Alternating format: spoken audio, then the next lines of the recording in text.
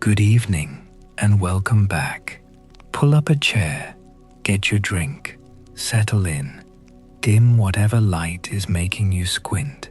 If you are joining from somewhere with a long name and a complicated history, and I suspect you are, because most places are, tell me where. Drop it in the comments, send a message, whisper it to yourself.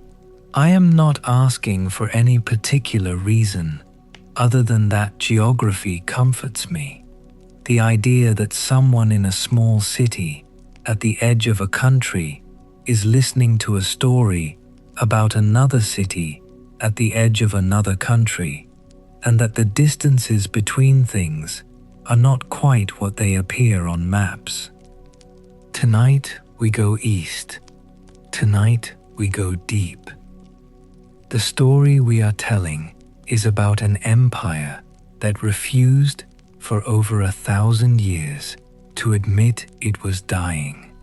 About a city that called itself the center of the world and was, for much of that time, correct.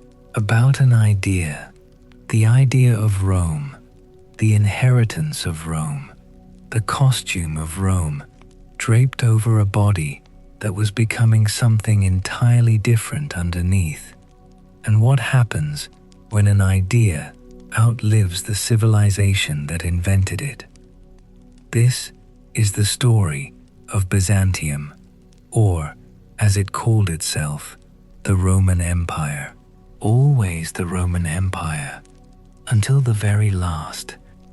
We begin, as all things must, at the beginning, which is to say, not really the beginning, because nothing begins at its beginning. We begin somewhere in the middle, the way most stories do when you pull back the curtain and look honestly at the mess underneath. But let us at least try. Let us go to Rome. Not the Rome you are thinking of, not the marble temples and the triumphal arches and the senators in their togas making speeches. That Rome had already changed 100 times by the time our story properly starts.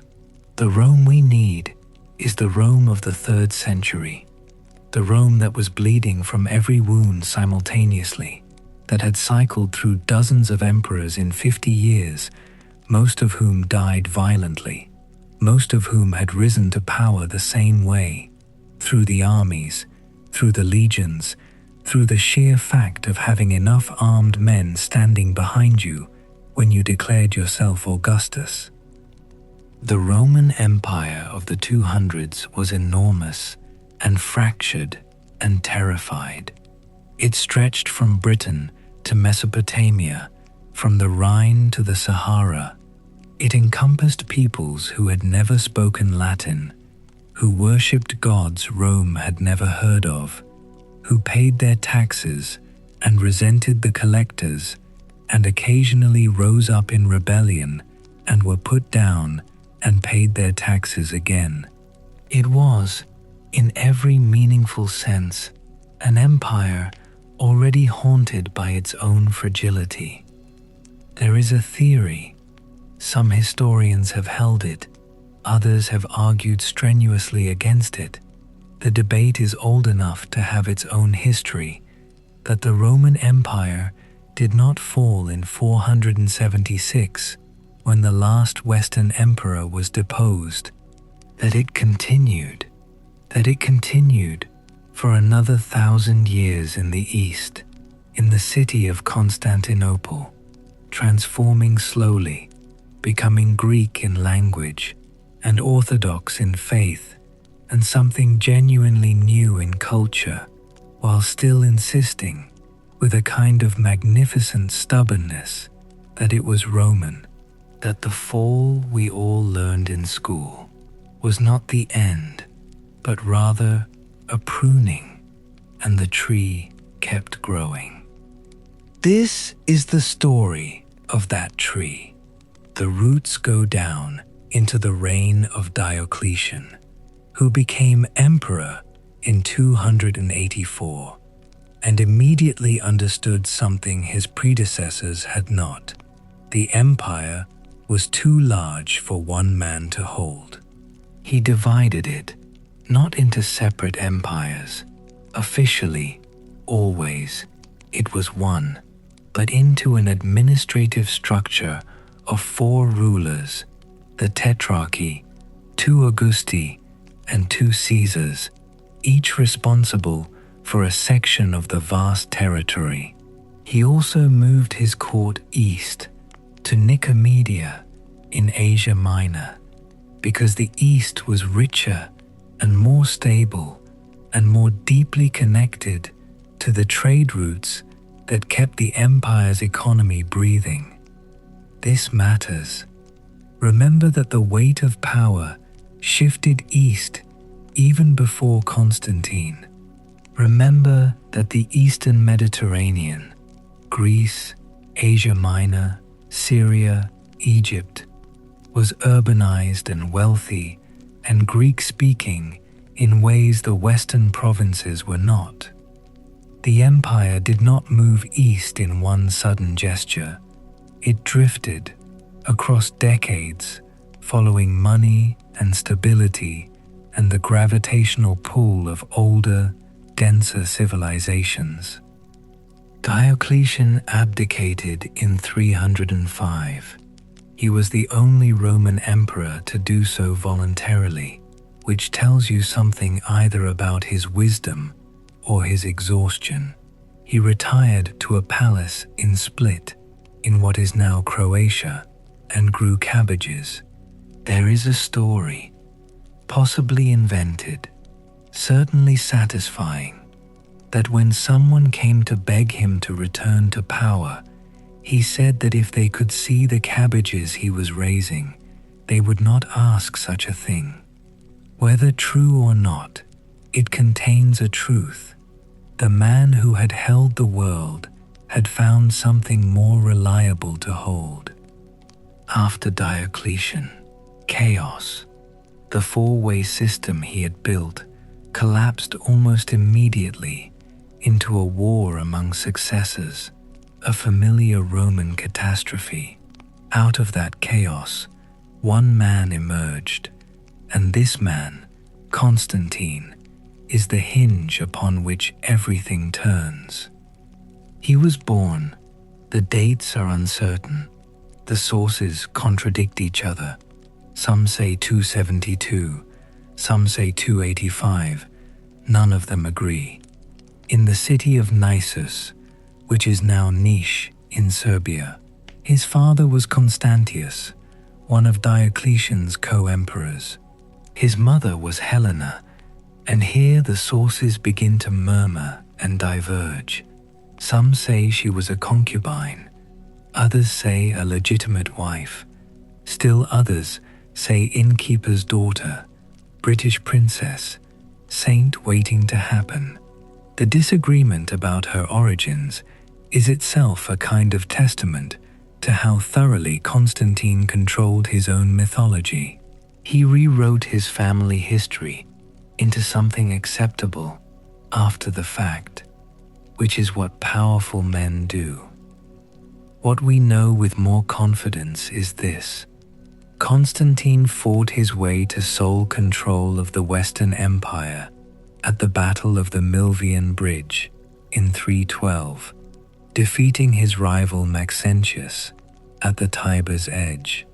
And before that battle, he had a vision, or claimed to have had a vision, or was politically shrewd enough to claim a vision at the moment when claiming one would be maximally useful.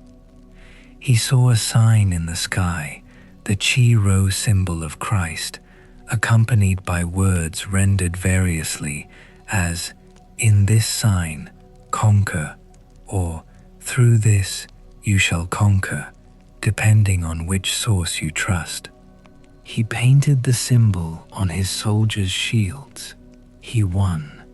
Constantine's conversion to Christianity, or at least his public endorsement of it, because the precise state of his interior belief is something historians have argued about for centuries, without resolution, changed everything.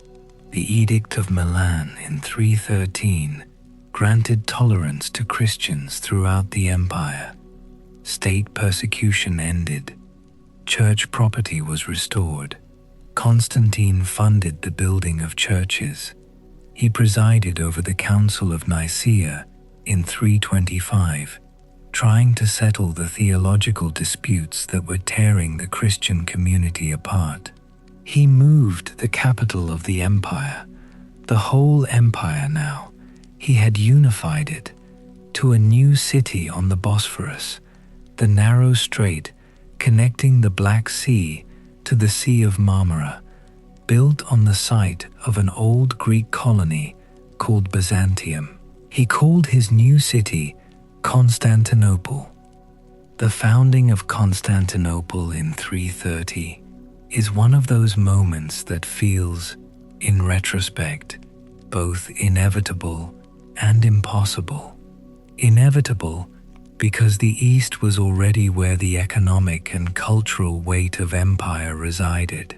Impossible because building an entire capital city from scratch, laying down the grid of a civilization's center in a matter of years, feels like the kind of thing that happens in mythology, not in history. Constantine designed it deliberately as a second Rome. He imported the population, brought statues and monuments from across the empire, established a senate, modeled the urban layout on the Eternal City. He wanted it to have the weight and legitimacy of Rome, without Rome's particular vulnerabilities, the distances from the eastern frontiers, the older aristocratic families with their complicated loyalties, the memories of civil wars fought on Roman soil. Constantinople sat at the crossing point of Europe and Asia, controlling the sea lanes between the Black Sea and the Mediterranean, surrounded on three sides by water. It was, militarily and economically, one of the most advantageous positions in the world. Some say Constantine himself walked the circuit of the walls he intended to build, tracing the line through the city.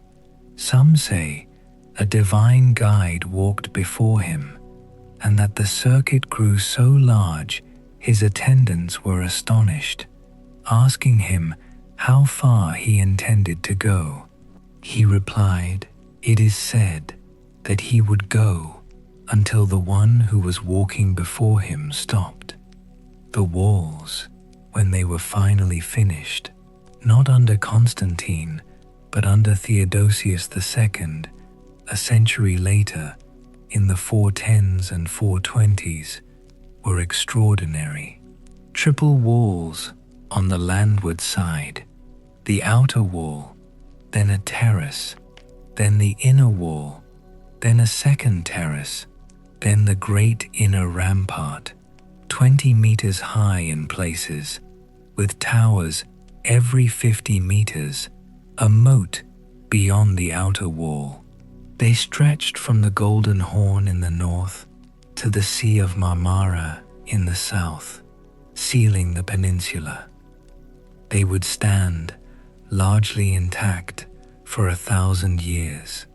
They would be breached exactly once. But we are getting ahead of ourselves. Let us stay, for a moment, in the founding. Let us sit with the idea of a city built to last forever, built with the intention of being the center of the world, built by a man who genuinely believed, or at least acted as though he believed, that God had chosen him and his dynasty and his city to carry the torch of civilization forward into whatever came next. Constantine died in 337, having been baptized on his deathbed. He left his empire to his sons, who promptly began killing each other. The first generation after a great man is often like this. The shadow of the father is too large to stand in comfortably, the inheritance too enormous to divide without resentment.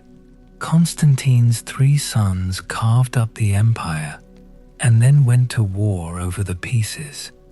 And within a generation, there was again one emperor, Constantius II, who ruled alone until 361, when his cousin Julian succeeded him. Julian, the apostate, as later Christian writers would call him, because he attempted to reverse Constantine's revolution. He had been raised Christian, but had privately rejected the faith, and when he became emperor, he openly endorsed the old gods, the traditional Roman religion, the sacrifices, and the temples, and the rituals his uncle had been dismantling. He was, by most accounts, an intelligent and thoughtful man, a genuine philosopher who wrote essays and letters that survive, who genuinely believed that Christianity was a corruption and that the old ways held something essential that was being lost. He died in 363 on campaign in Persia, struck by a spear, the wound fatal. Some say it was a Persian spear. Some say it was thrown by one of his own men. The paganism he had tried to restore did not survive him. The empire returned to Christianity and never seriously deviated again. These are the generations of struggle. These are the decades when the empire is still unified in name, when one man in theory rules from Britain to Mesopotamia, but when the seams are becoming visible, when the pressure at the frontiers is building into something that will eventually be irresistible. The Goths crossed the Danube in 376. They came as refugees, fleeing the Huns who had swept out of the steppes and were pressing against everything in their path.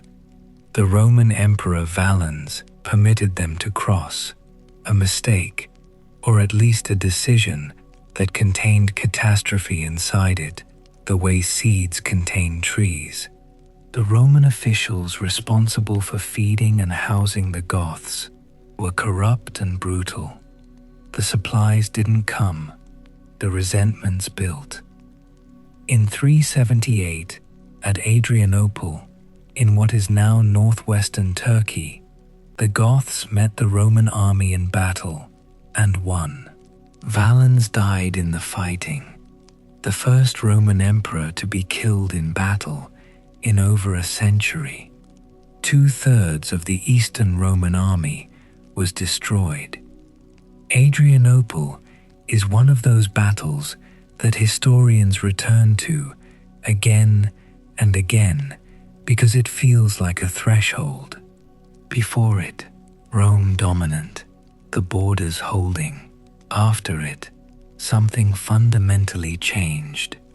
The Goths were settled within Roman territory as a semi-autonomous force, a new arrangement, a kind of managed incorporation of what could not be expelled. It was a precedent. It would be repeated. The frontiers were becoming membranes rather than walls. Theodosius I, who came to power after Adrianople, managed the crisis with a combination of military force and accommodation. He made Christianity the official state religion in 380. He suppressed the last traces of official paganism. He is called the Great, which is the kind of epithet that tells you something about how much a period needed a great man and how grateful it was to find one. When he died in 395, he divided the empire between his 2 sons, Arcadius in the east, Honorius in the west. It was the last time the whole empire was under one man.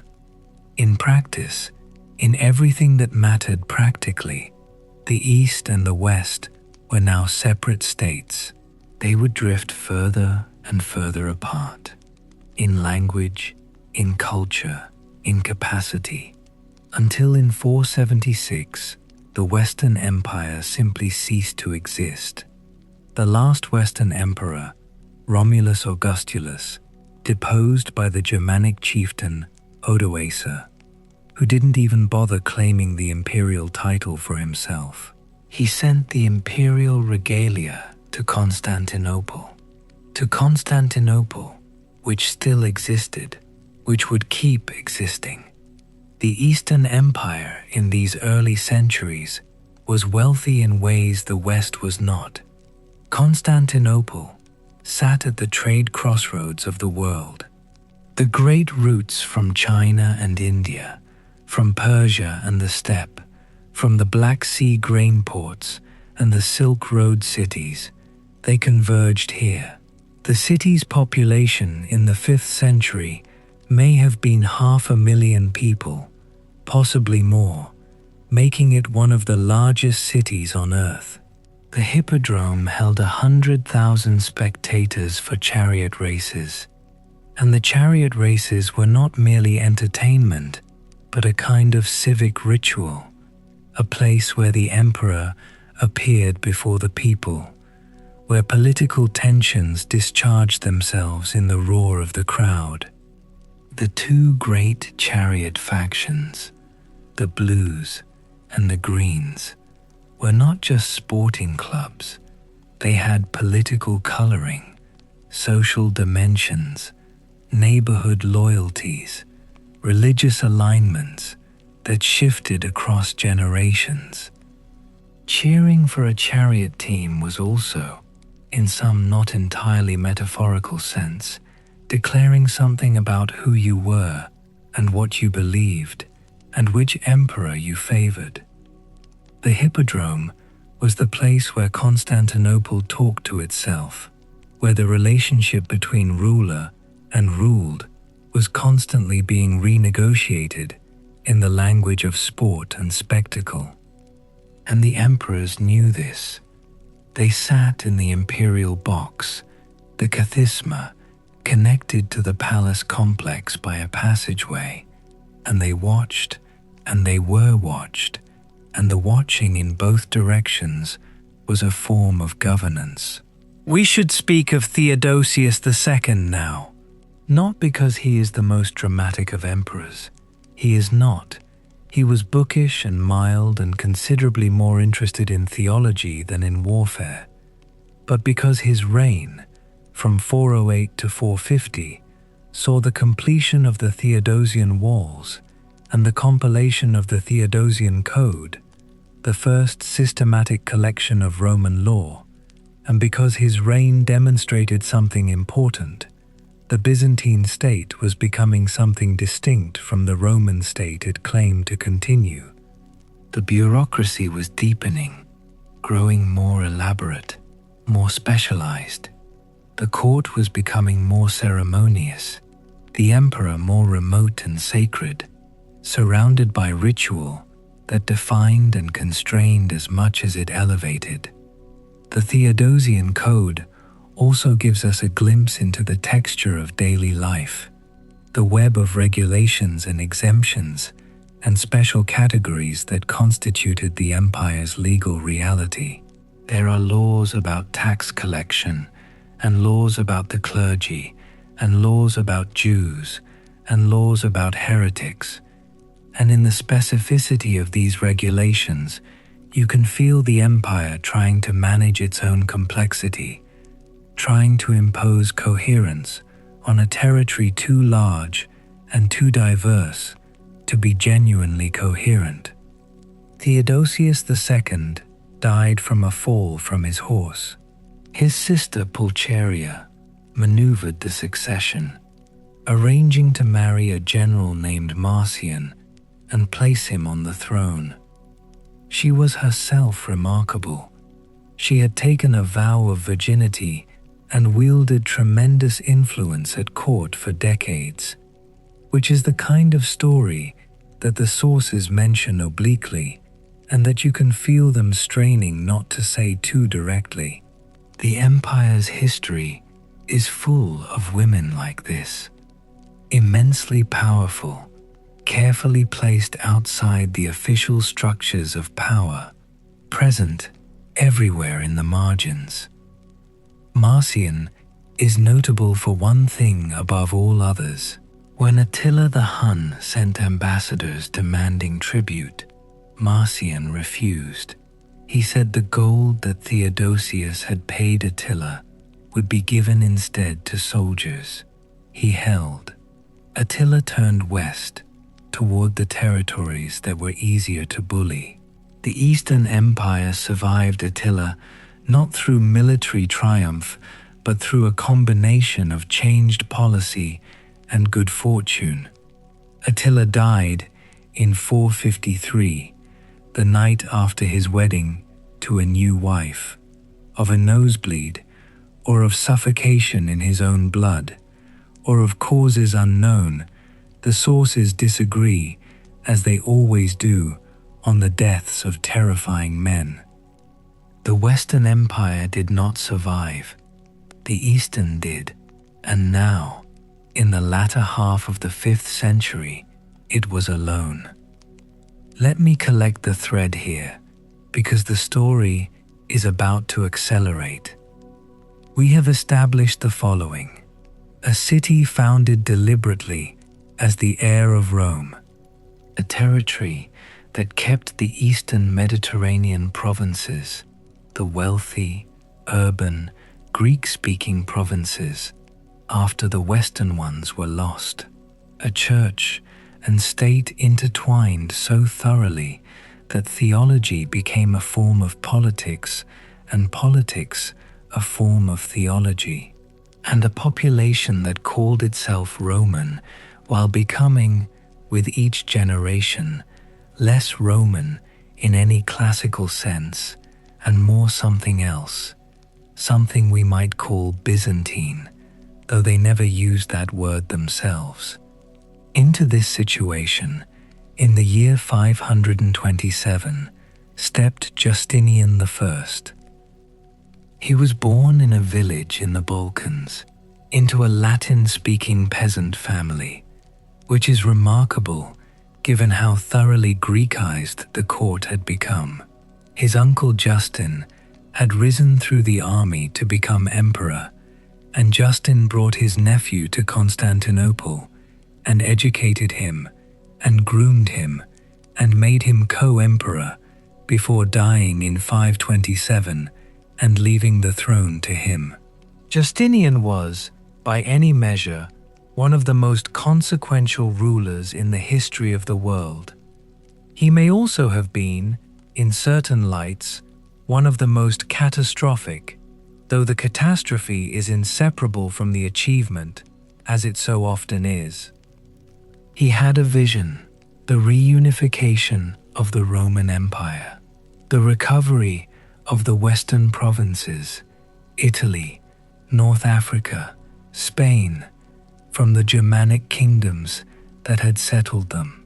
A single, unified, Christian Roman Empire, from Britain to Persia, under one emperor and one god. He had a general, Belisarius, who deserves every word we are about to give him. Belisarius was, and there is always difficulty in saying this of historical figures, always the hazard of projection, but the sources are consistent enough that I believe it. Genuinely gifted, born in Germania, or possibly Thrace.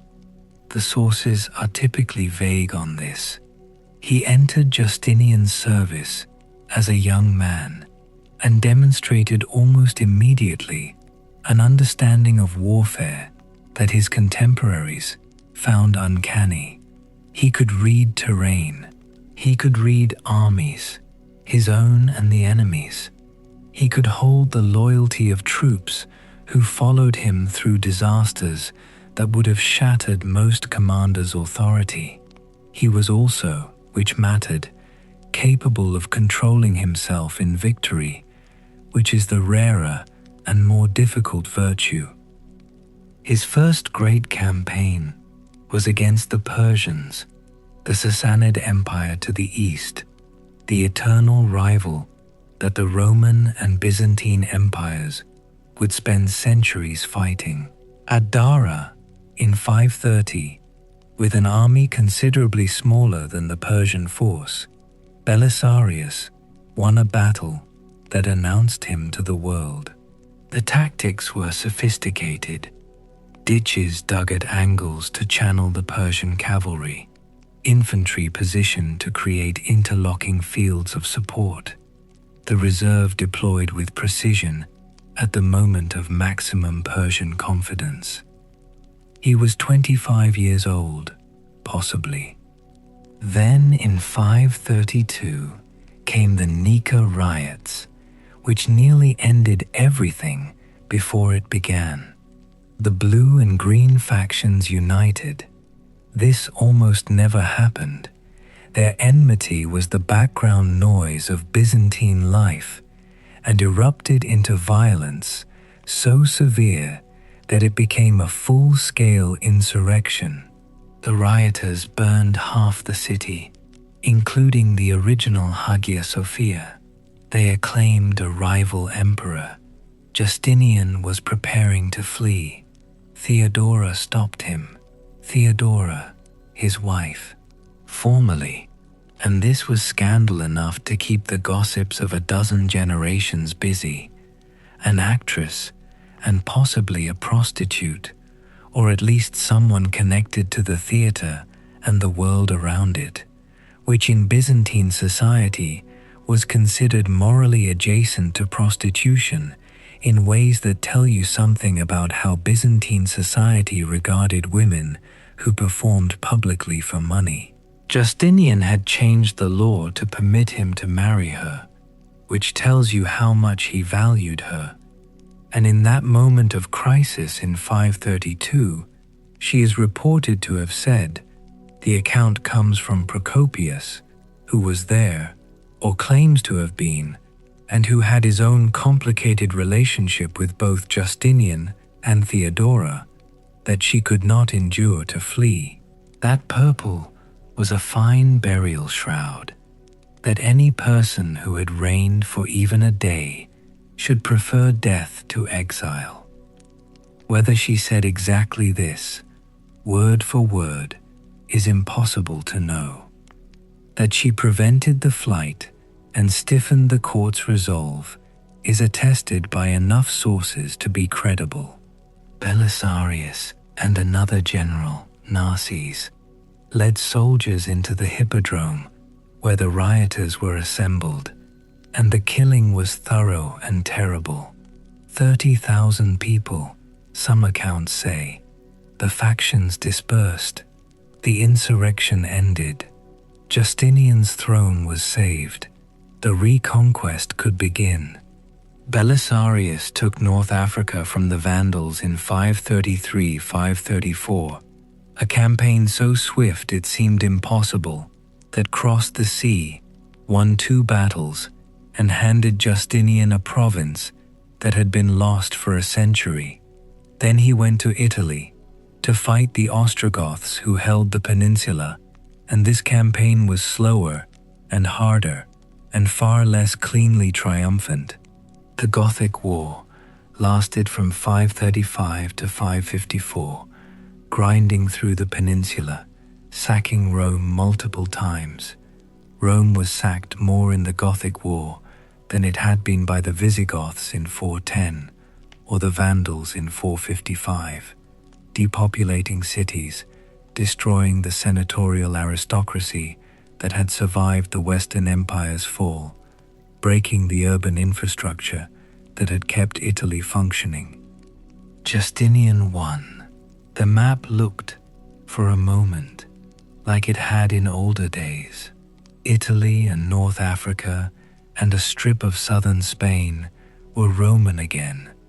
The Mediterranean was a Roman lake again. The emperor in Constantinople could claim he had done what he set out to do. The cost was immense. The treasury was drained. The provinces, recovered from the Vandals and Goths, were exhausted, their populations reduced, their economies disrupted. The tax base that was supposed to fund the armies was smaller than expected and resistant to extraction. And while the wars in the West had consumed the empire's resources, the eastern frontier with Persia kept demanding attention, kept erupting into violence that had to be paid for and fought. And then, in 541, the plague arrived. The plague of Justinian, bubonic plague, almost certainly the same bacterium that would return in the 14th century as the Black Death, spreading along the trade routes that connected Constantinople to Egypt and Egypt to the wider Mediterranean world. It arrived in Constantinople in 541 and killed, by the contemporary historian Procopius's account, 10,000 people a day at its peak. Modern estimates suggest it killed perhaps 25 to 50% of the population of the Eastern Mediterranean over the following 2 centuries of recurring outbreaks. Justinian himself contracted it and survived, one of the few who did. The empire did not recover quickly. The population loss was demographic catastrophe. Fewer taxpayers, fewer soldiers, fewer farmers to work the fields, fewer skilled craftsmen to fill the workshops. The plague did not cause the empire's subsequent difficulties alone, but it accelerated everything that was already going wrong. Compressed timelines made problems that might have been manageable into problems that were not. Justinian died in 565. The reconquered Western territories were already fraying. Within 3 years of his death, the Lombards, another Germanic people, invaded Italy. Within a generation, most of the peninsula was lost again. The effort of Justinian's lifetime, the Western reconquest, proved to be a moment, not a new equilibrium. The Byzantine Empire would hold parts of Italy for centuries, fragments of the dream, but the dream itself was dead. What followed Justinian is what some historians call the first of the empire's great transformations. The 500s and 600s were a period of military pressure from every direction simultaneously. Avars and Slavs pushing into the Balkans from the north, Sassanid Persia launching its most aggressive campaigns ever in the east, the empire's finances strained beyond what the old administrative structures could handle. Into this situation came Heraclius, who seized power in 610 after sailing from Carthage to Constantinople with a fleet of ships bearing icons of the Virgin on their bows, which tells you something about how thoroughly religious imagery had fused with political legitimacy, how you could now make a bid for the throne by visually aligning yourself with the heavenly protector of the city. Heraclius found an empire in crisis. The Sassanids under Khosrow II had launched the greatest Persian offensive since the Achaemenids. They took Syria, they took Palestine, capturing Jerusalem and carrying off the true cross, the relic believed to be the actual wood of the crucifixion, kept in the Church of the Holy Sepulchre, the most sacred object in Christendom. They took Egypt. They pushed into Asia Minor, reaching the Bosphorus. Constantinople, defended by its walls and by a Persian navy that was less capable than Persian land forces, held. But the empire had lost its richest provinces. Heraclius spent years rebuilding the army, negotiating loans from the church, rethinking the imperial structure. He understood that the empire could no longer afford the old administrative model, the deep civilian bureaucracy maintained by tax revenue from provinces that no longer sent tax revenue. He militarized the remaining territory, creating the theme system, large military districts each governed by a general who had both military and civilian authority, responsible for defending his territory with the soldiers who lived in it, who were given land grants in exchange for hereditary military service. This was transformation.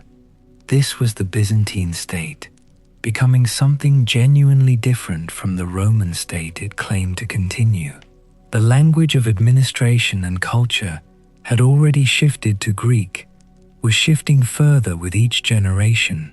Now the administrative structure was shifting too. A new kind of state was emerging, wearing old clothes. Heraclius launched his counter-offensive in 622. What followed was one of the most extraordinary military campaigns of late antiquity. A Byzantine emperor going on the offensive deep into Persian territory, outmaneuvering Sassanid armies, striking at the Persian heartland, winning battle after battle through a combination of speed and strategic boldness. He recovered the true cross. He humiliated Khosrow, who was deposed and killed by his own court in 628. He signed a peace treaty with Khosrow's successor that returned everything. The crowd in Constantinople, when Heraclius came back with the true cross, must have been extraordinary. A religious procession, a triumph, a display of the heavenly favor that had guided the emperor through impossible circumstances to impossible victory. The man who had saved the empire from the Persians, who had recovered Jerusalem and the sacred relic, who had done what no Byzantine emperor in living memory had done, won a war against Persia decisively. And then the Arab conquests began within 6 years. The armies of the new faith, energized by Islam and the extraordinary military talent of early Muslim commanders, swept out of Arabia and across the territories that had just been so dramatically recovered. Syria fell, Palestine fell, Egypt fell, Persia itself, exhausted and destabilized by its wars with Heraclius, fell. The world restructured itself in a decade in ways it had not restructured in centuries. Heraclius died in 601, watching the losses he could not stop.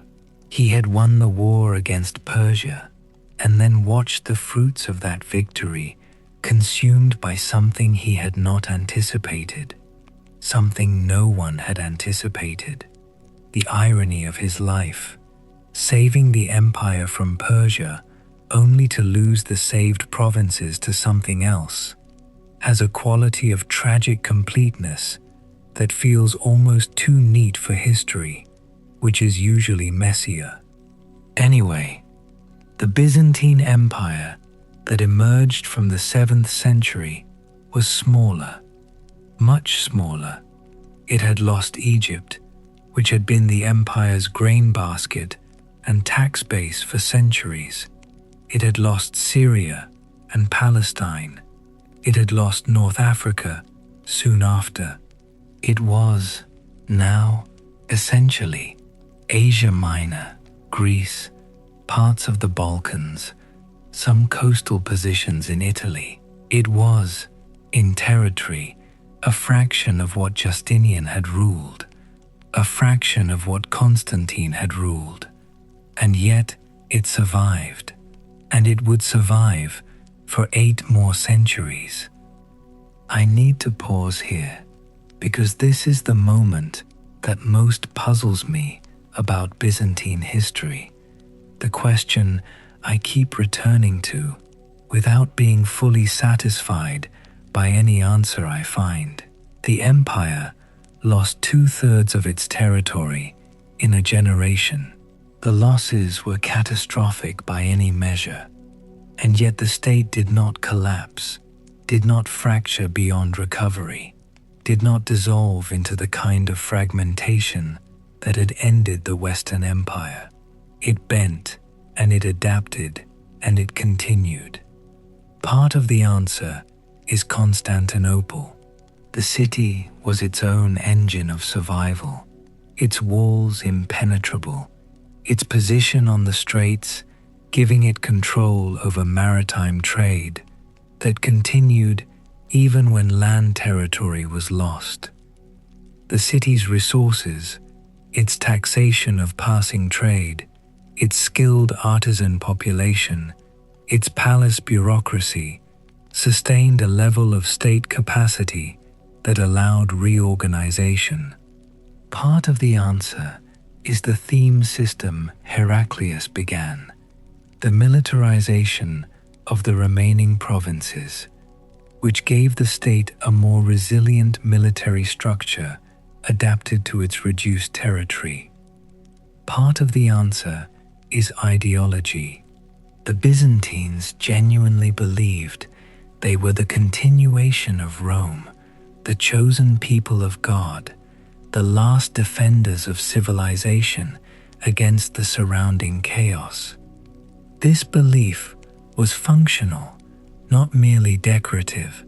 It motivated soldiers and administrators and theologians and common people to maintain an imperial identity across generations of difficulty. And part of the answer, probably, is luck. Not the pure luck of random chance, but the luck of having, at several crucial moments, an enemy who was also exhausted, or an internal crisis in a rival state that reduced the pressure at precisely the moment the Byzantine state most needed breathing room. History is not a morality play. Survival often has less to do with virtue than with timing. Let us speak of the Macedonian dynasty now, which represents one of the peaks of Byzantine civilization. It begins with Basil I, who came to power in 867 through methods that make the sources uncomfortable. He had his predecessor murdered, Michael III, with whom he had been the closest of companions, the most intimate of associates, and about whose relationship with Basil the sources circle and approach and retreat in ways that are eloquent in their evasiveness. Basil was a peasant from Thrace, uneducated, physically imposing, politically shrewd, in ways that did not require formal education. He insinuated himself into Michael's favor, rose to co-emperor, and then had Michael killed when the co-emperor arrangement seemed no longer advantageous. He then ruled remarkably well for nearly 2 decades. He reorganized the legal code, launched successful military campaigns, stabilized the frontier, and he founded a dynasty that would produce, among others, Constantine VII Porphyrogenitos, born in the purple, literally, in the Porphyra chamber of the imperial palace reserved for imperial births. A man of great learning and no particular military ambition, who wrote encyclopedias of administration and governance and court ceremony that are extraordinary historical documents, windows into the procedures and Constantine VII was pushed aside for most of his reign by a succession of co-emperors who wielded actual power. His father-in-law, Romanos I Lecapenos, and then Romanos's sons, and spent his years of relative marginalization writing and compiling. He is the kind of historical figure who is interesting precisely because he was not the center of the action, who observed the empire from a position of constrained authority and recorded what he saw with unusual care. His son Romanos II ruled briefly and chaotically. His grandsons would include Basil II. Basil II, the Bulgar slayer, the last great Macedonian. He ruled from 976 to 1025, the longest reign in Byzantine history, and he was, there is no other word for it, terrifying. He had spent his youth as a puppet of powerful court factions, while a general named Nikephoros Phokas and then another general named John Tzimiskis held the actual power in the name of the dynasty. When Basil finally secured control, he did so by destroying the power of the aristocracy who had hemmed him in, breaking up the great estates, taxing the powerful families with a severity that made him hated by precisely the people whose approval mattered most in the usual Byzantine political calculus. He waged war against the Bulgarian Empire to the north, a war that lasted nearly 3 decades and ended in one of the most terrible scenes in Byzantine history. In 1014, his forces captured the bulk of the Bulgarian army, 15,000 men, some accounts say, at the Battle of Cleidion. He had them blinded. Every 100th man was left with one eye to guide the rest home. The Bulgarian Tsar Samuel, when his army returned to him in this state, suffered a stroke and died 2 days later. The story is almost certainly exaggerated. Mass blinding of 15,000 men would require logistics that strain credulity, the time, the instruments, the manpower required. But something happened at Cleidion, something severe enough to break the Bulgarian state. And whether the blinding story is precisely accurate or somewhat embellished, the fact that it was told about Basil, believed about Basil, attached to Basil as his defining act, this tells you something about the man's reputation, about the fear he inspired, about the kind of emperor he was understood to be. Basil died in 1025, childless, without naming a successor.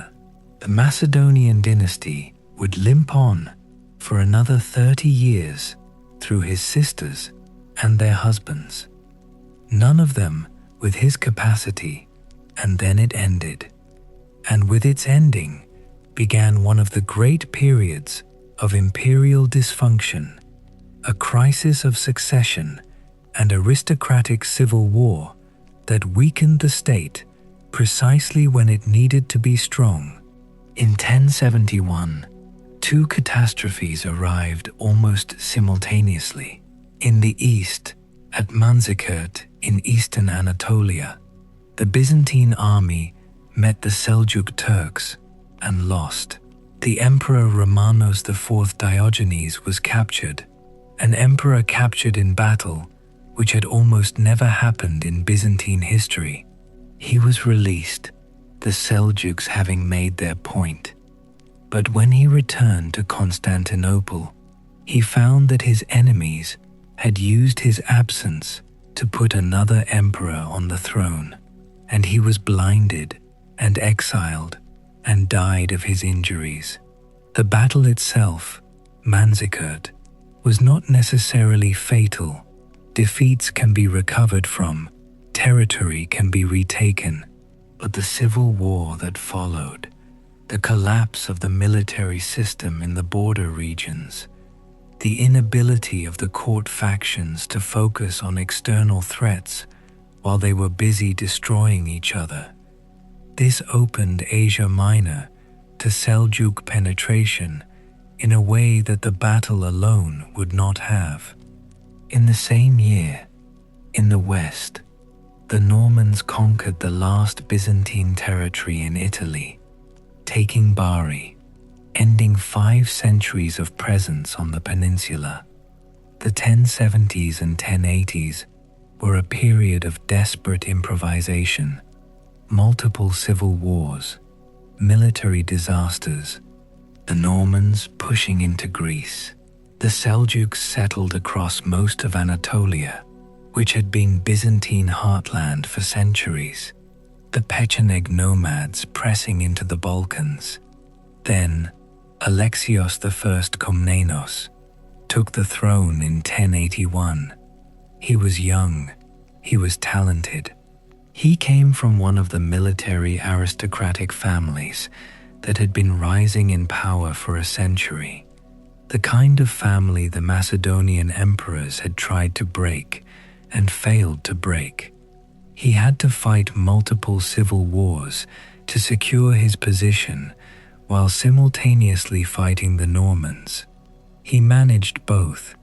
He stabilized the currency, which had been debased to the point of uselessness.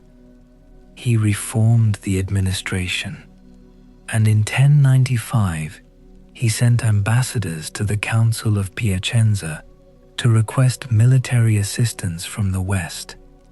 He asked for mercenaries. What he got was the Crusade. He had calculated wrong, or he had gotten more than he asked for, or the dynamics of the Latin West were beyond his model. Pope Urban II preached at Clermont and unleashed something that Alexios had not planned for: an enormous armed pilgrimage. Hundreds of thousands of Latin Christians, motivated by religious fervor and the promise of plenary indulgence, marching toward Jerusalem through Byzantine territory. The First Crusade of 1096 to 1099 presents one of the great ironies of Byzantine history. The Crusaders retook Nicaea, Antioch, Jerusalem, victories that should have served Byzantine interests, recovering territory the empire had lost. But the Crusaders did not simply hand these places back. They established their own principalities, the Crusader states, their own lords and their own administration. Antioch, which Alexios had particularly wanted, was kept by a Norman prince named Bohemond, who was himself a former enemy of Alexios, who had invaded Greece and been defeated, who then came on crusade and refused to surrender the most important capture. The relationship between Byzantium and the Crusader states, nominally allies, periodically at war, constantly negotiating over claims and territories, and the question of who owed what to whom, is one of the great tangled threads of 12th century history. The Komnenian emperors, Alexios' son John and John's son Manuel, pursued active policies trying to assert Byzantine suzerainty over the Crusader states, with mixed success. Manuel in particular invested enormous resources in Western Mediterranean politics, trying to position Byzantium as a major player in the chess game of Italian and Southern European politics, allying with some powers and fighting others in complex shifting arrangements. He was the last emperor who could afford to think on that scale. He died in 1180. His son Alexios II was 12 years old. His regent, his mother, was unpopular. His cousin Andronikos, an extraordinary figure, charming and violent, and politically skilled in the manner of the truly dangerous, who had spent decades in exile and adventuring because he could not be trusted near the throne, seized control, had Alexios II strangled, married his widow, and began a reign of terror that consumed the aristocracy of Constantinople. Andronikos I was overthrown and killed in 1185, torn apart by a mob in the Hippodrome, which is where Byzantine history liked to stage its most dramatic endings. The violence of his death was exceptional even by Byzantine standards. The crowd mutilated him over hours, cutting off his hand, pulling out his eye, pouring boiling water over him, displaying him upside down. The sources are precise about the details, in ways that suggest the recording was deliberate, a warning written in flesh about what happened to emperors who had killed too many people. After Andronikos came the Angeloi dynasty, 3 emperors in rapid succession: Isaac II, Alexios III, who deposed him and put out his eyes, then Isaac restored by his son Alexios IV with Crusader help, then Alexios V, who had both Isaac and Alexios IV killed. And with Alexios V came the Fourth Crusade.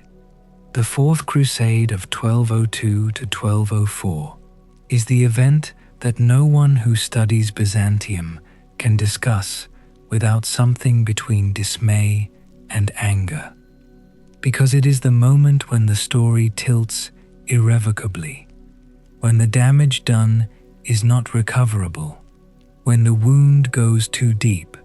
The Crusaders, who were supposed to go to Egypt to fight Muslims, ended up attacking Constantinople instead.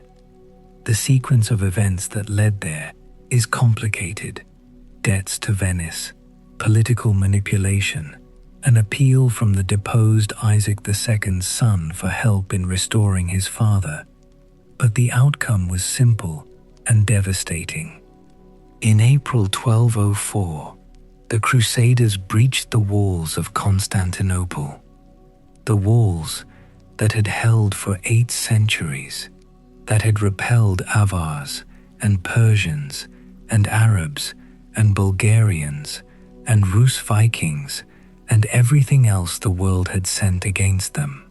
The walls that were so formidable, their mere existence had shaped military strategies for 1,000 miles in every direction. The Crusaders got over them through a section weakened by fire, through a piece of singular military fortune and Byzantine political chaos. 3 days of sacking followed. The accounts are terrible. Nuns were violated. Churches were emptied of their relics and their treasuries. The Hagia Sophia, the greatest church in Christendom, was looted. A prostitute was placed on the patriarch's throne and danced and sang. The bronze horses of the Hippodrome were shipped to Venice, where they still are, in the museum above the doors of San Marco. Centuries of accumulated art and treasure left the city, heading west, filling the cathedrals and private collections of France and Italy and the Low Countries. What was lost is not fully calculable.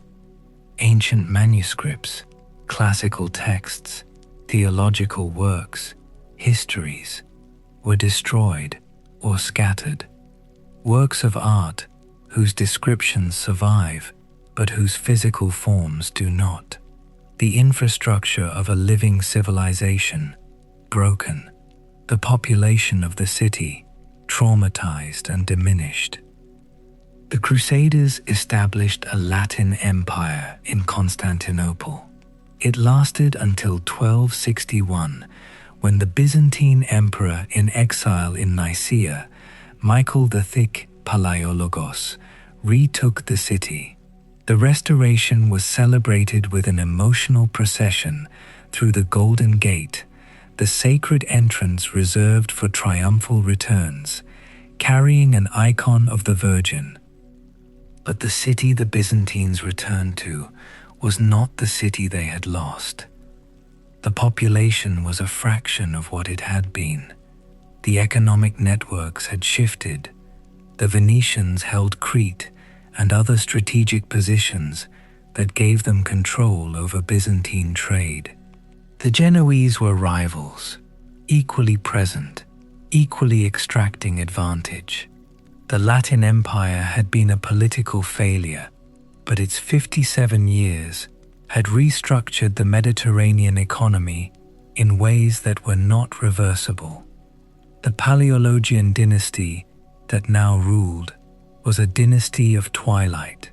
This sounds harsh, and I am aware that it sounds like I have already decided how the story ends before letting it breathe.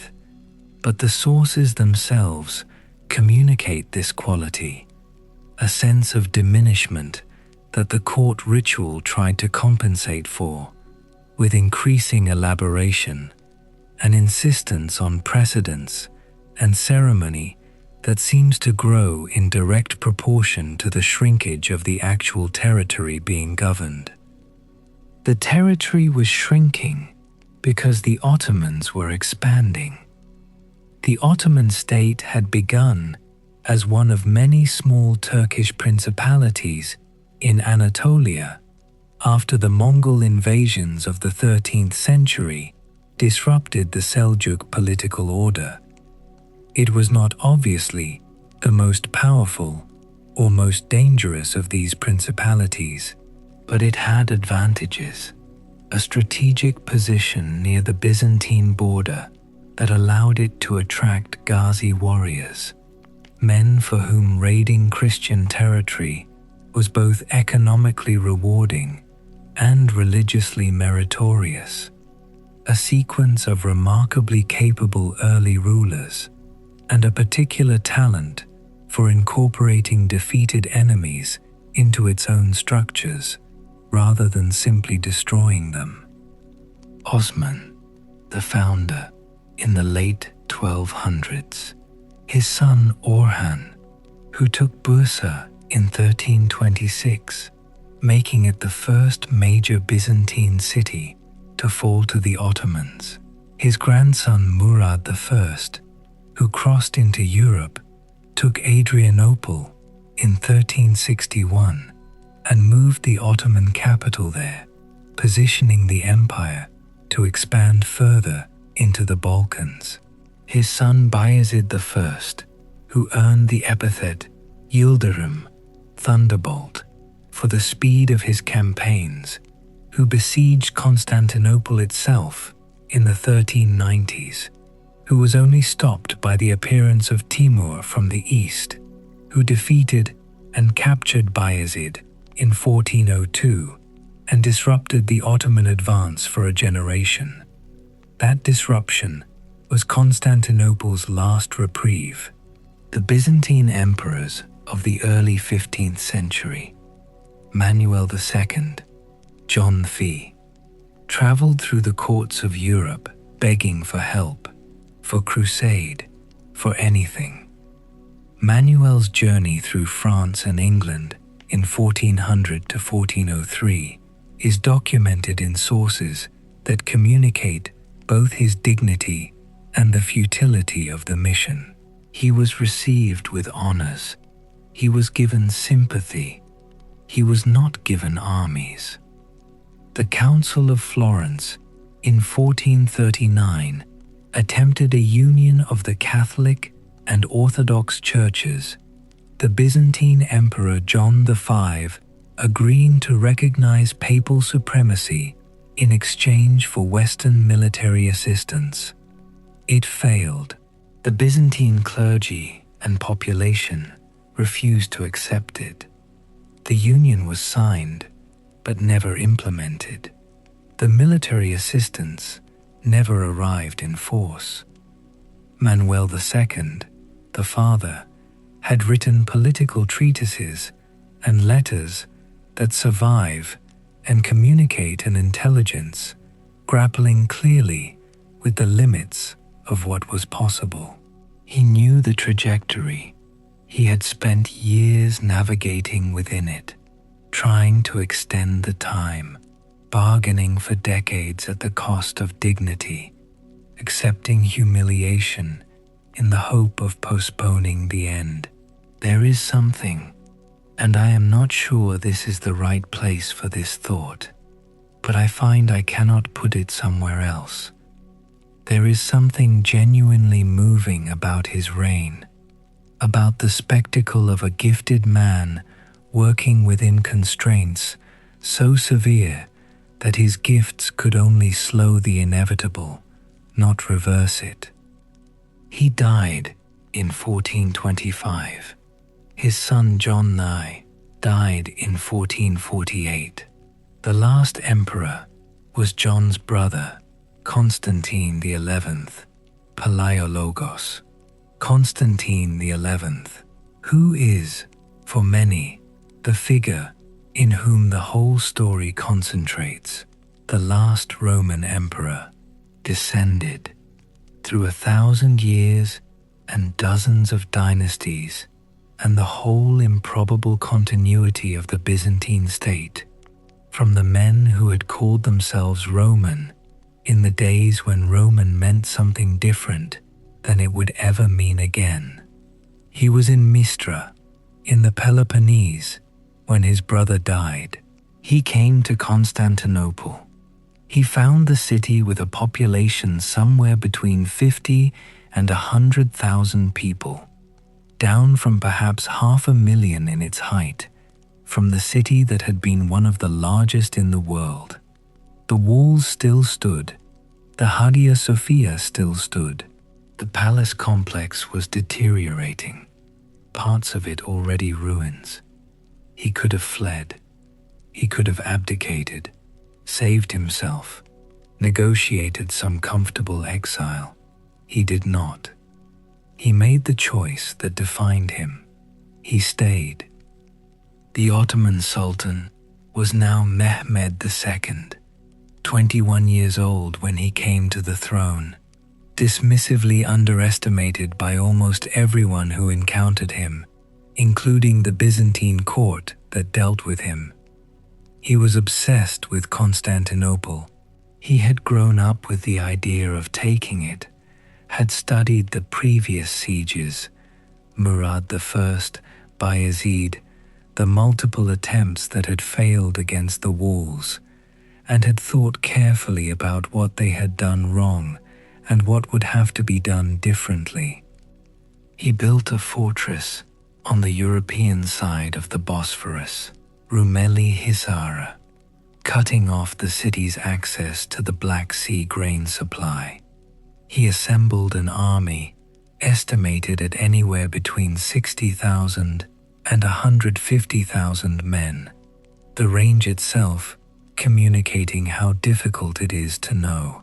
He brought cannons, including the massive bombards designed by a Hungarian engineer named Urban, who had first offered his services to Constantine and been told the Byzantines could not afford him. The siege began April 6, 1453. Constantine had, by most accounts, somewhere between 7,000 and 8,000 defenders. He had Genoese mercenaries, his own remaining soldiers, Venetian sailors, a handful of men from other places who had come either from loyalty or from the conviction that this was a stand worth making. He had the walls. He had the chain that blocked the Golden Horn. Mehmed solved the chain problem by having his ships dragged overland, across the hill behind Galata, relaunched in the Golden Horn, inside the chain. It was an engineering feat that required the laying of greased logs across a distance of several kilometers and the movement of dozens of ships in a single night, and it must have appeared to the defenders in the morning as something close to magic, ships appearing in waters they had thought secure. The great cannon, Urban's gun, fired balls weighing 1,200 pounds. It could only be fired 7 or 8 times a day. It had to cool between shots, but each shot hit the Theodosian walls with force they had not been designed to withstand. The walls held for weeks. They were repaired each night, rubble piled against the breaches, timber frames erected. The defenders were too few to hold the full circuit and repair the walls and maintain the chain and watch the harbor simultaneously. May 28, 1453. The last night, Constantine gathered his commanders. He made a speech. We do not have his exact words. The accounts were written later, reconstructed from memory, and shaped by the knowledge of what came next. But the accounts agree on the emotional register, on his acknowledgement of what was coming, on his call for the defense of the faith and the city and the empire. He went to the Hagia Sophia for the last liturgy. The service, by accounts written afterward, was attended by both the Orthodox faithful and the Latin Catholics who were present. The union that had failed politically finding a kind of practical expression in the last hours when the distinctions had ceased to matter. He rode back to the walls. In the very early hours of May 29th, Mehmed ordered the final assault. Wave after wave, the irregular troops first, absorbing the defenders' energy, then the Anatolian regulars, then the Janissaries, the elite infantry, the best soldiers in the Ottoman army. The walls were breached at a gate called the Kerkoporta, which had been left unlocked by accident, or oversight, or sabotage. The sources conflict. Some say it was open when it should have been closed. Some say it was forced. However it happened, Ottoman soldiers were inside the walls. Constantine was last seen fighting in the breach, having removed his imperial insignia so he would not be taken alive. The sources then lose him. He disappears into the melee, into the record's edge.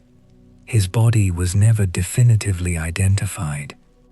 There is a story, and I offer it as a story, not as history, that his body was found among the slain by the amount of purple in his boots, the imperial purple reserved for emperors, and that he was buried by the Ottomans with honors. There is another story, that he was never found. There is a Greek folk tradition, the legend of the marble emperor, that says he did not die, that he was turned to marble by an angel at the last moment and placed in a cave beneath the Golden Gate, waiting, and that one day he will return to reclaim the city and the empire. The legend began, probably, within years of the fall. It was an attempt to make the unmakeable bearable, to keep the ending from being an ending, to insist that something as old and continuous and load-bearing as the Byzantine Empire could not simply stop. Mehmed rode into the city on a white horse. He went to the Hagia Sophia, the great church, the church that Constantine I had built in its first form and Justinian had rebuilt in its current form, that had stood for 900 years as the greatest church in Christendom, the building that defined what a building could aspire to be. He dismounted. He picked up a handful of earth and poured it over his head, a gesture of humility before God. He entered the building. He ordered that it be converted to a mosque. In 1453, the Byzantine Empire, the Eastern Roman Empire, the continuation of Rome, that had outlasted Rome by 1,000 years ended. We are now in the territory of aftermath, and the aftermath is its own kind of history. The Ottoman Empire that replaced Byzantium was not merely a conqueror's claim on rubble. Mehmed II styled himself Kaiser-i-Rum, Caesar of Rome. He brought Byzantine scholars to his court. He was interested in the classical tradition, in Greek philosophy, in the inheritance of the civilization he had absorbed. The Ottoman imperial project was, in part, a continuation of what it had ended, as conquests often are, the victor putting on the loser's identity along with the loser's territory. Many Byzantines did not die in 1453. They fled, or they survived, or they had already left in the preceding decades as the situation became clearly terminal. Byzantine scholars had been arriving in Italy for generations, bringing manuscripts, teaching Greek to Italian humanists, contributing to the intellectual ferment that we now call the Renaissance.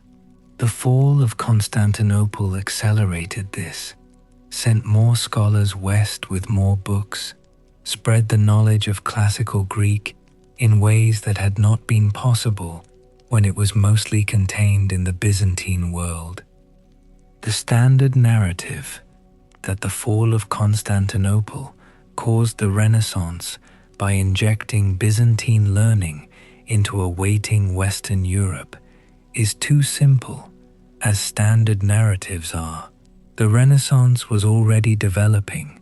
Byzantine scholars were already in Italy, but the fall intensified and accelerated connections that were already forming.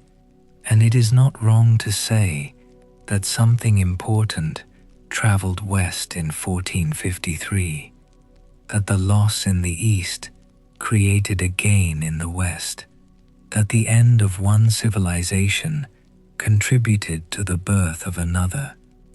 The Russian Orthodox Church declared Moscow the Third Rome, the inheritor of the Christian imperial tradition after Constantinople's fall. The Tsars of Russia would style themselves Caesars. The word Tsar is derived from Caesar, and claim the mantle of the Byzantine inheritance. This claim shaped Russian political theology for centuries. The idea of Russia as the true continuation of the Roman Christian Empire, the defender of orthodoxy, the legitimate heir of the purple. It is not an idea that has entirely disappeared. The Greek Orthodox Church survived under Ottoman rule. The Patriarch maintained in Constantinople.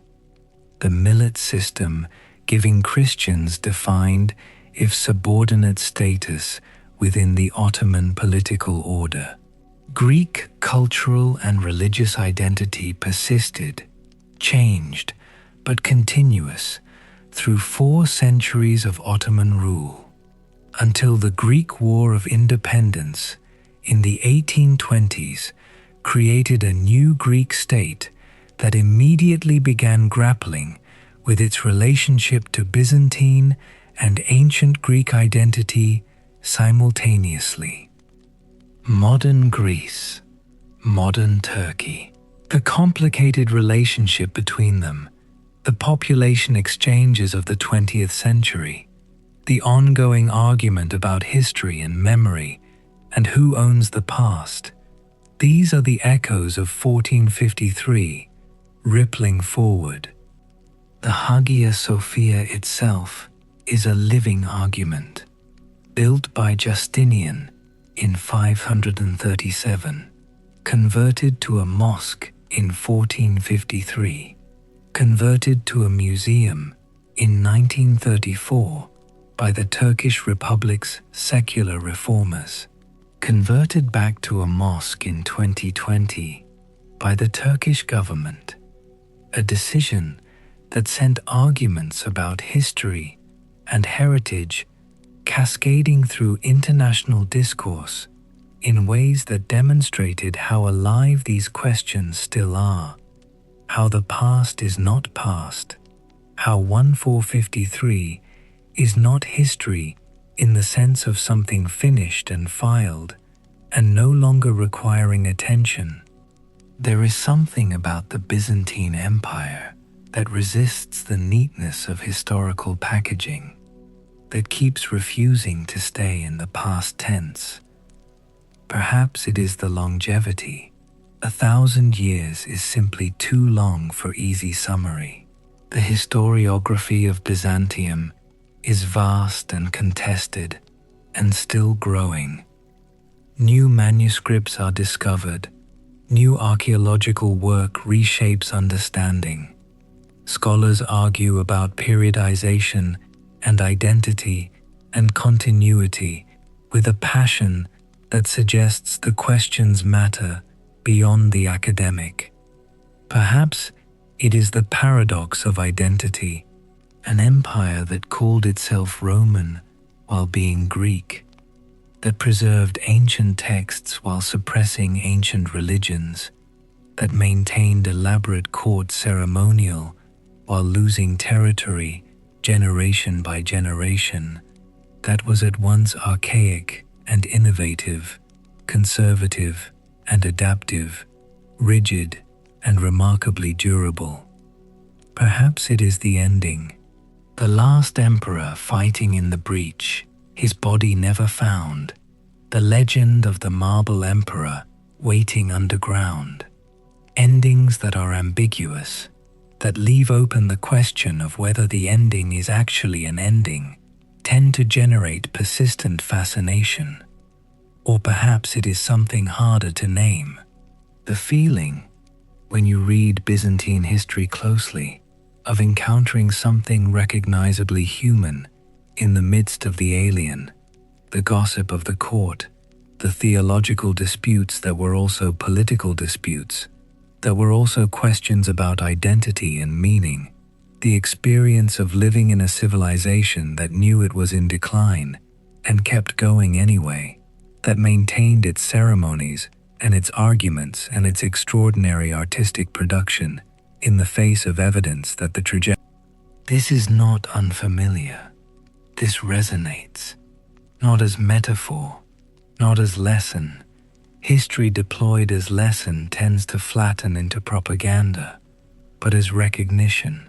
They were people who lived through time that felt like time always feels from the inside, urgent and uncertain and significant in ways that were not always clear until later.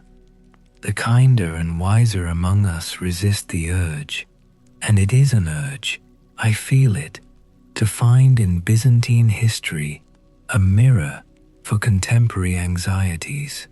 The comparison flattens both past and present, but the resistance to easy comparison does not require claiming that the past is entirely foreign, entirely other, in no way related to the present moment. It requires only careful attention to difference, alongside recognition of continuity. The Byzantines were Christian, they were Roman, they were Greek, they were Orthodox. They were something no single word adequately captures. They built buildings that still stand.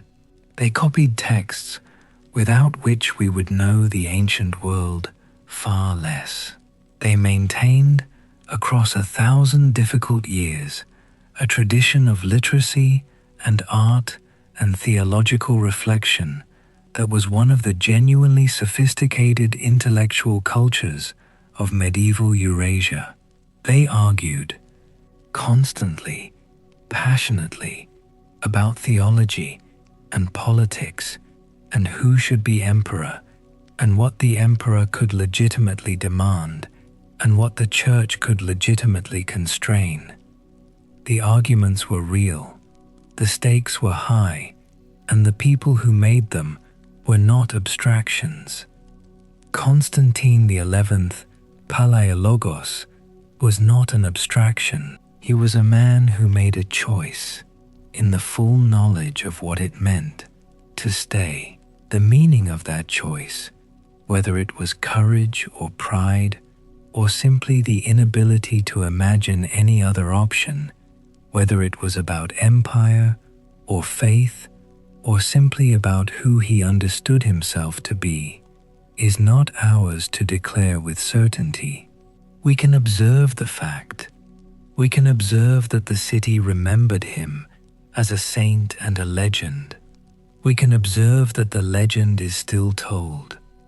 The last liturgy in the Hagia Sophia, the night of May 28, 1453, the candles, the incense, the chanting, the voices rising into the dome that Procopius had written about 9 centuries before, saying it seemed to be suspended from heaven by a golden chain. The soldiers and the sailors and the emperor, Orthodox and Catholic together, in the building that was about to become a mosque. That image is not a lesson. It is an image. It stays. There are threads in Byzantine history that run underneath the main story, that the main story tends to obscure in its focus on emperors and battles and the great events of state.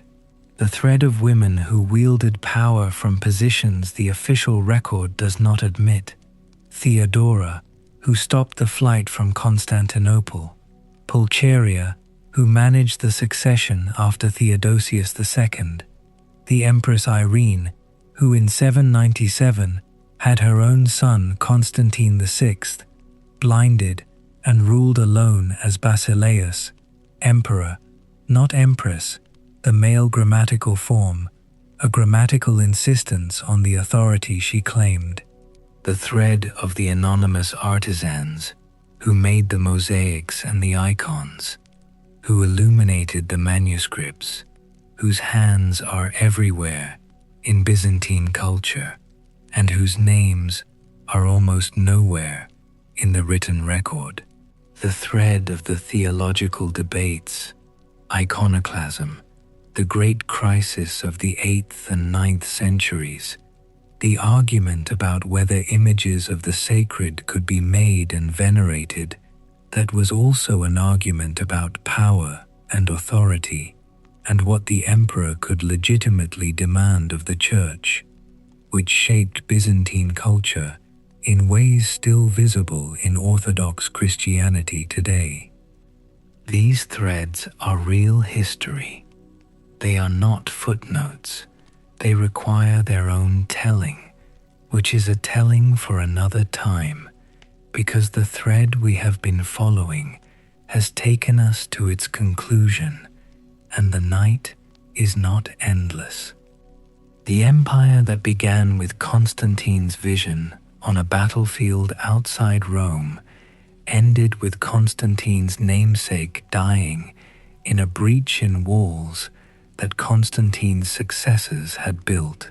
Between those two Constantines, 1,000 years of the most complicated, most contradictory, most tenacious state in the history of the medieval world. It is gone. The city is still there. The Hagia Sophia is still there, still commanding the skyline of Istanbul, still communicating something about the ambition and the faith that built it.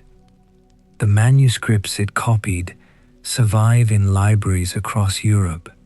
The legal traditions it systematized underlie modern legal systems. The theological arguments it made shaped Christianity in ways still active.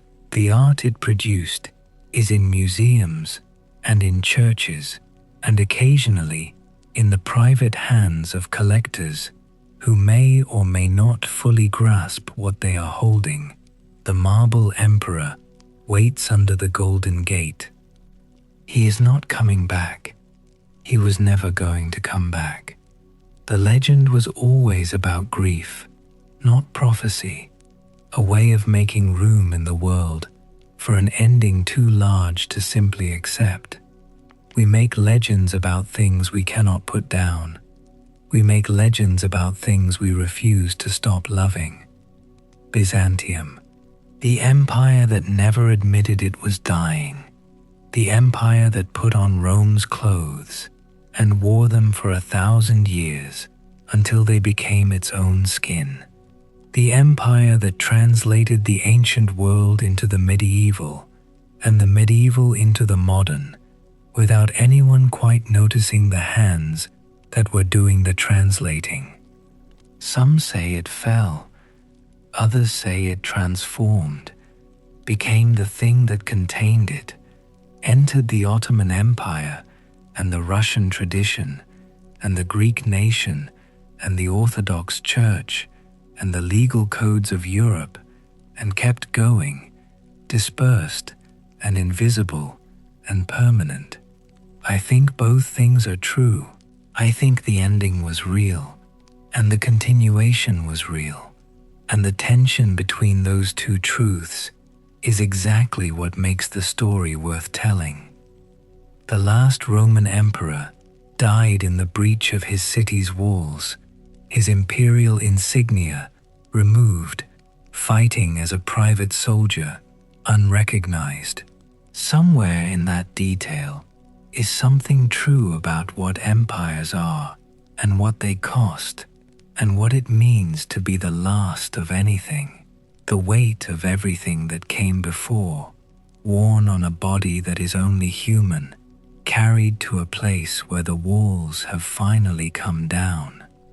Good night, go well, and wherever you are, whatever city, whatever fragment of some older thing, I hope you sleep without weight tonight, and that the morning is kinder than the night deserves.